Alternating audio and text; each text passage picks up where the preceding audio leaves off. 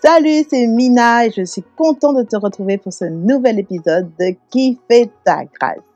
Alors que j'enregistre cet épisode, on peut dire qu'autour de moi, c'est un peu la confusion, le chaos, la colère qui règne en ce moment. Alors pour te dire, la petite phrase de l'apôtre Paul, réjouissez-vous toujours dans le Seigneur, je vous le répète, réjouissez-vous, c'est un petit peu tendance à me taquiner un peu. Alors tu l'as deviné, aujourd'hui, on va parler de la joie. Salut, c'est Mina, une chrétienne qui a appris à kiffer la grâce. Et aujourd'hui, je t'emmène avec moi dans mes aventures. Let's go!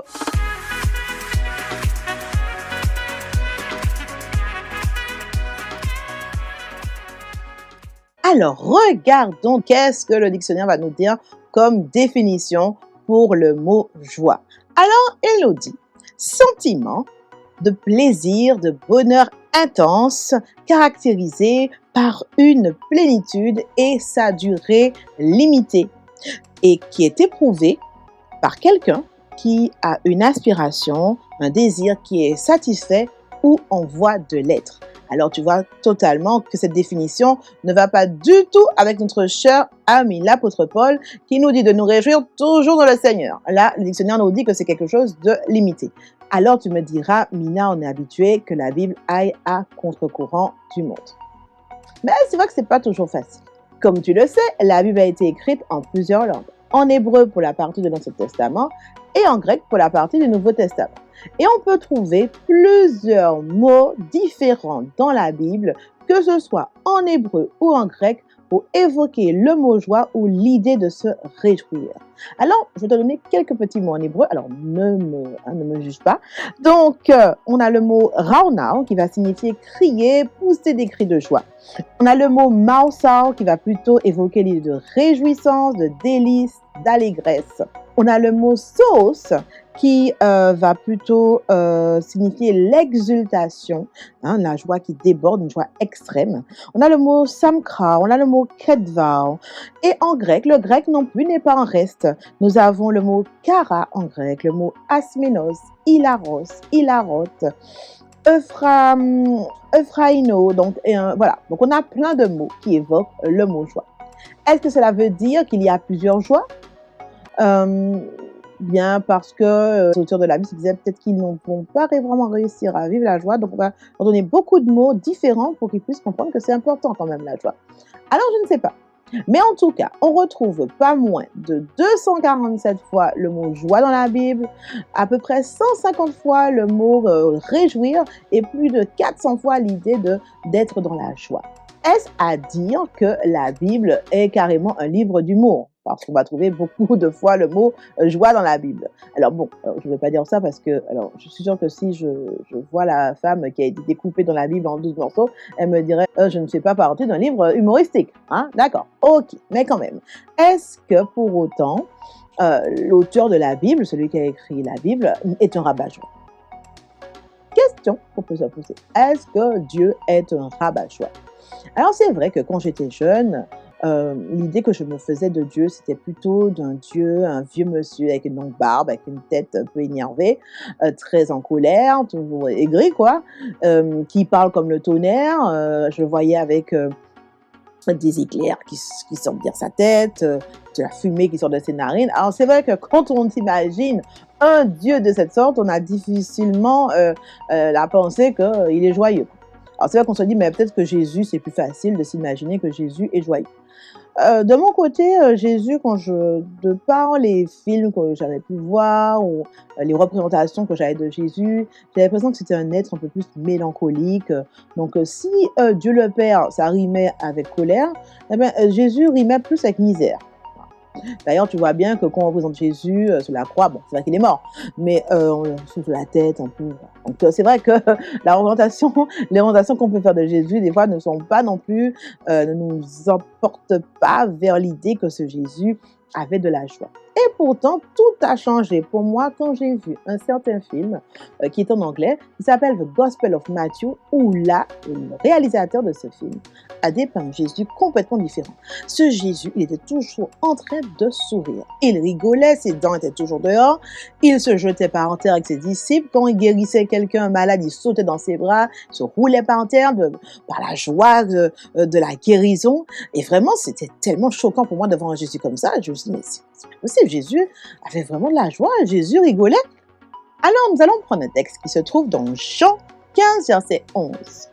Nous avons Jésus qui nous dit: tout cela, je vous le dis pour que la joie qui est la mienne vous remplisse vous aussi et qu'ainsi votre joie soit complète. Attends, on va resituer l'épisode. Au moment où Jésus dit ça, Jésus est en train d'aller vers la mort. Hein, il sait qu'on va le tuer. Il sait qu'il va aller à la crucifixion. Et là, il dit ma joie est parfaite. Non, alors là, Jésus un petit peu bizarre quand même. Hein? Mais ça me rappelle l'histoire de deux hommes en fait. Dans Actes des Apôtres au chapitre 16. Alors tu vas prendre le temps de le lire, mais là je vais te raconter rapidement. Alors il s'agit de l'histoire de Paul et Silas qui vont être dans une ville et ils vont prêcher l'évangile. Et à un moment, ils vont délivrer une femme d'un esprit démoniaque. Au lieu que les gens soient heureux de cette délivrance, les gens vont être fâchés, ils vont dire « Ah oui, vous amenez le désordre dans la ville ». Et là, ils vont être rouillés de coups, frappés. Les pauvres, ils vont avoir le corps ensanglanté. Et puis, on va les mettre dans le cachot. Et on lit, à partir du verset 24, il est dit « Pour se conformer à la consigne, il les enferma dans le cachot le plus reculé et leur attacha les pieds dans des blocs de bois. Vers le milieu de la nuit, Paul et Silas priaient et chantaient les louanges de Dieu. » Non, là, il faut qu'on fasse une pause.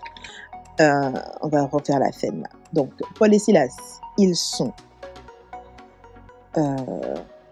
remplis de sang parce qu'on les a battus. On leur a donné des coups. Et je suppose que les personnes qui les ont frappés, ils étaient un peu en mode dragon. Donc, il ne les a pas caressés. Ils ne les ont pas caressés. Donc, ils sont ensanglantés. Ils ont certainement des os cassés. De plus, on les emmène dans la prison, vraiment la tête qui était bien sale, froide. Alors, du temps à cette époque, les prisons, c'était vraiment pas 4 étoiles. D'accord? On n'est pas dans les prisons d'aujourd'hui où les gens ont téléphone, tranquille, vont prendre la petite douche, tout ça. Non. Là, c'était avec les rats qu'ils étaient. Donc, je pense que, franchement, c'était pas forcément une ambiance où tu as envie de sourire, d'être dans la joie. Et pourtant, on nous dit qu'au moment où la nuit est la plus sombre, où il fait le plus froid, où les ténèbres vont envelopper tout ton être, c'est à ce moment que ces deux personnes au cœur de la nuit vont se mettre à chanter et crier « Alléluia !» Bon, mais Alléluia, ça veut dire louange à Dieu. Alléluia, c'est un cri qu'on va pousser quand on est dans la joie. C'est un cri que certainement ont poussé les enfants d'Israël, les Hébreux, à la sortie d'Égypte, quand ils ont traversé la mer Rouge et qu'ils ont vu leur ennemi détruit par la mer. Ça, c'est un moment pour crier Alléluia. C'est certainement le cri qu'a poussé David quand il a accueilli à nouveau l'arche de l'Alliance dans Jérusalem.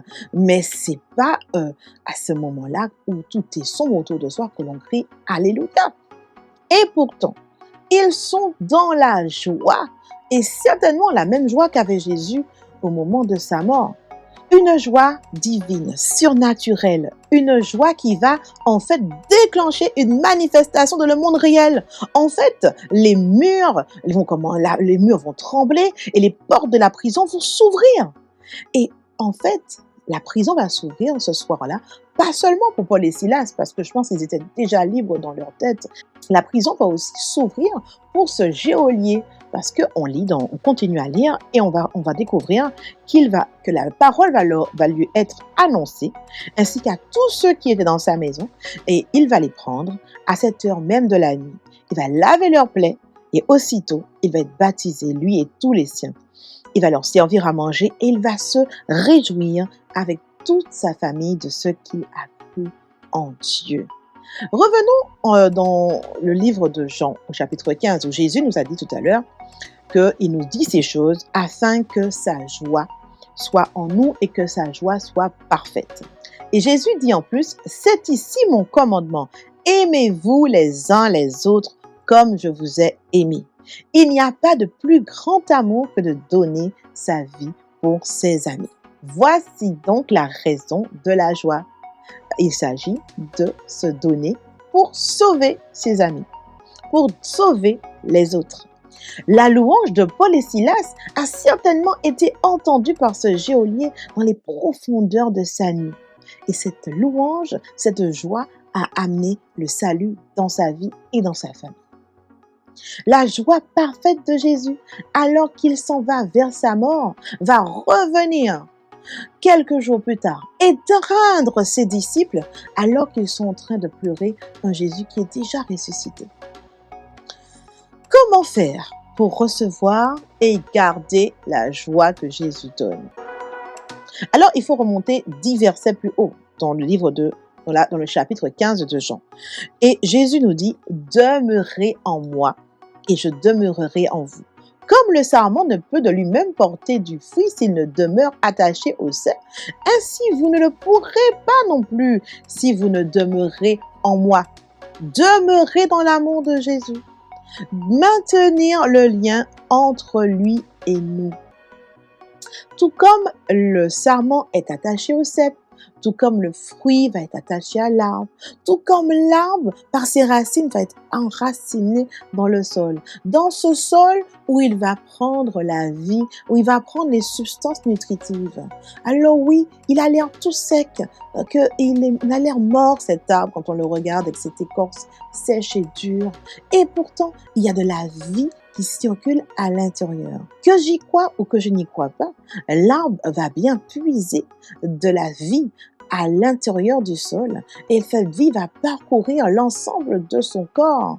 Alors oui, c'est en apparence, il est sec, il a l'air dur, il a l'air mort, mais la vie va se manifester par les fruits que va produire cet arbre. On va avoir des feuilles, on va avoir des fleurs et les fruits. Et c'est la même chose, nous aussi, quand nous sommes maintenus et enracinés en Jésus, c'est cette connexion avec Jésus qui va nous permettre de pouvoir en fait tirer les substances nutritives de Jésus, laisser sa vie parcourir notre corps afin que nous puissions produire le fruit de l'esprit. Et n'oubliez pas que l'une des tranches du fruit de l'esprit, c'est la joie. Et c'est le deuxième qui est mentionné, c'est dire combien la joie est importante. Alors oui, cette vie va parcourir notre corps, elle va nous ramener la guérison, la joie. Ne dit-on pas qu'un cœur joyeux est un bon remède? Alors oui, cette joie va apporter la vie dans notre corps, va apporter la guérison. Quelle grâce vraiment de pouvoir recevoir la joie de Jésus. Alors Jésus nous dit bien de demeurer dans son amour, de garder cela pour pouvoir maintenir la joie. Tu sais, tu as peut-être vécu des instants où tu te sentais pas bien. Et puis un ami vient te voir et puis commence à te raconter des histoires drôles et tu commences à sourire et puis après tu commences à rire et puis vraiment tu commences à rire à gorge déployée. Et cette connexion avec cet ami, en fait, va t'apporter la joie que tu n'avais pas. Et c'est la même chose avec Jésus. Quand nous allons demeurer dans sa présence, eh bien, sa présence, ce qu'il va nous dire, ça va nous permettre de rester dans la joie. Dieu nous demande de rester, de demeurer dans cet amour, pour que justement cette joie puisse demeurer de manière permanente. Et Jésus est vraiment cet ami qui veut rester à nos côtés, pour que cette joie puisse être parfaite. Et justement, le mot parfait que Jésus va utiliser, c'est le mot pleiro, qui veut dire ici, en fait, qu'il va nous donner de la joie, une joie qui va être rempliant jusqu'à ras-bord. Rempliant jusqu'à ras-bord pour ne plus avoir besoin de rien d'autre. Et c'est ce genre de joie que Jésus veut nous donner. Une joie qui, en fait, on n'a besoin de rien d'autre. On n'a besoin de rien d'autre. On n'a pas besoin de rajouter quoi que ce soit parce que cette joie est parfaite, elle est complète. Et c'est ce niveau de joie que Jésus veut nous donner. Il ne veut pas nous donner une joie éphémère, une joie passagère. Il veut vraiment que nous maintenons cette connexion avec lui pour que nous puissions rester en permanence dans une joie parfaite. La joie de Jésus, ce n'est pas une simple émotion, ce n'est pas un simple frisson, ce n'est pas un simple courant qui va parcourir notre corps. Non, non, non. La joie de Jésus, elle est force, elle est rempart, elle est forteresse. C'est un endroit sûr sur lequel je peux me réfugier quand le voleur vient pour égorger et détruire. C'est cette joie que je manifeste quand les pensées sombres veulent venir m'assaillir. Oui, c'est vrai, la joie de Jésus, ses cris, ses exaltations, ses allégresse, ses cris de réjouissance, débordements de joie. Mais la joie de Jésus est surtout assurance. Elle est conviction inébranlable. Elle est citadelle inattaquable. Elle est zone de repli de haute sécurité. Elle est un rocher inébranlable. Alors, mon ami, si toi et moi, nous voulons kiffer notre grâce, il faut vraiment que nous acceptions la joie de Jésus et que nous demeurions dans son amour pour que cette joie soit parfaite et permanente, afin que quels que soient les voleurs de joie qui viendront tenter de vouloir nous accaparer et envelopper et envahir notre joie et la voler, nous pourrons tenir ferme parce que nous demeurons dans l'amour de Jésus. Fais avec moi cette prière. Seigneur Dieu, merci. Merci pour le fruit de l'esprit qui va se manifester en moi. Merci pour cette tranche de joie que tu me donnes et qui continue de faire son œuvre en moi chaque jour. Je me délecte de ta joie. Elle est mon rempart quand la tempête fait rage autour de moi. Elle est mon surappui quand les fondations du monde s'ébranlent. Je ne veux plus chercher de joie artificielle. Je ne veux pas chercher ailleurs de fausses joies, car c'est auprès de toi que se trouve la vraie source de joie qui donne et maintient la vie en moi. Amen. C'était Mina pour te servir et on se retrouve très vite pour un prochain épisode de Qui fait ta grâce.